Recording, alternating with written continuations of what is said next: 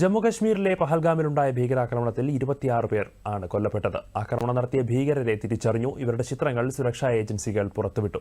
പരിക്കേറ്റ ആശുപത്രിയിൽ ചികിത്സയിൽ കഴിയുന്നവരെ ആഭ്യന്തരമന്ത്രി അമിത് ഷാ സന്ദർശിച്ചു.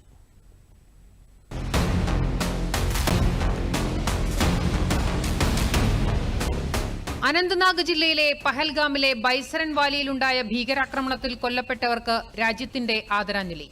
ശ്രീനഗറിൽ ജമ്മുകശ്മീർ പോലീസ് ആസ്ഥാനത്തെത്തി ആഭ്യന്തരമന്ത്രി അമിത് ഷാ അന്തിമോപചാരം അർപ്പിച്ചു.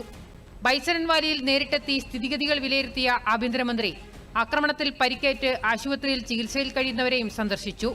ഭീകരവാദത്തിനു മുന്നിൽ രാജ്യം മുട്ടുമടക്കില്ലെന്നും ആക്രമണത്തിന്റെ ഉത്തരവാദികളെ വെറുതെ വിടില്ലെന്നും അദ്ദേഹം എക്സിൽ കുറിച്ചു. ആക്രമണത്തിൽ പങ്കാളികളായ 4 ഭീകരരുടെ ചിത്രങ്ങൾ സുരക്ഷാ ഏജൻസികൾ പുറത്തുവിട്ടു. ആദിൽ ഗുരി, ആസിഫ് ഷെയ്ഖ്, സുലൈമാൻ ഷാ, അബു തൽഹ എന്നിവരെയാണ് തിരിച്ചറിഞ്ഞത്.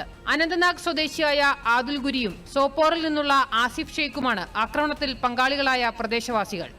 നിരോധിത ഭീകര സംഘടനയായ ലഷ്കർ ഇ തൊയ്ബയുമായി ഇവർക്ക് ബന്ധമുണ്ട്. ലഷ്കറുമായി ബന്ധമുള്ള റെസിസ്റ്റന്റ് ഫ്രണ്ട് എന്ന സംഘടന ആക്രമണത്തിന്റെ ഉത്തരവാദിത്വം ഏറ്റെടുത്തിരുന്നു.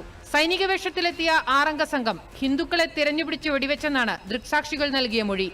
ഭീകരർക്കായി ശക്തമായ തെരച്ചിലാണ് നടക്കുന്നത്. സൈന്യം, CRPF, ജമ്മുകശ്മീർ പോലീസും സംയുക്തമായാണ് ഓപ്പറേഷൻ. ഭീകരാക്രമണത്തിന്റെ പശ്ചാത്തലത്തിൽ ജമ്മുകശ്മീരിൽ സുരക്ഷ ശക്തമാക്കി. വിനോദസഞ്ചാര കേന്ദ്രങ്ങളിലെ സുരക്ഷ വർദ്ധിപ്പിച്ചു.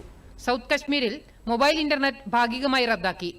അതേസമയം ബരാമുള്ളയിൽ ഭീകരർ നടത്തിയ നുഴഞ്ഞുകയറ്റ ശ്രമം സൈന്യം പരാജയപ്പെടുത്തി.